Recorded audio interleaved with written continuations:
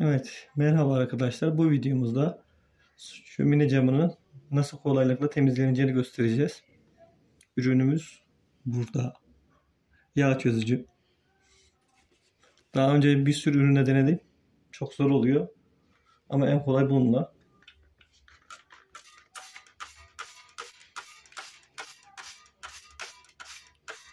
Bütün camı böyle ıslatıyorum. Zaten dökülmeye başladı kendiliğinden.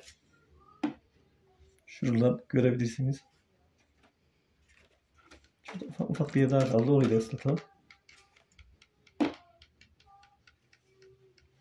Kısa bir süre beklemek yetiyor zaten.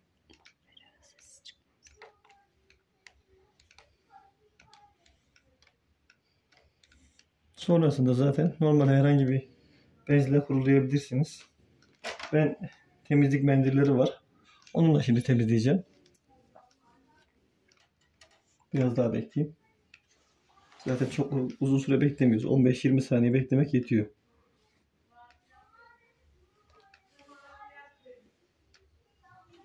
Gördüğünüz gibi bakın ne kadar kolay. En basit çözüm bu. Hiç uğraştırmıyor. Tertemiz oldu bakın anında, hiç uğraştırmıyor. Öyle pahalı temizleyicilere de gerek yok. Ben bunu yaparken denemediğim ürün kalmadı. Çok da uğraşıyordum. Bu kadar basit, iyi bir sonuç da hiç elde edemedim. Bu da sonuç. Şimdi bir de son kez kuruluyor. Bu peçeteleri de kurularsanız tertemiz olacaktır. Bakın.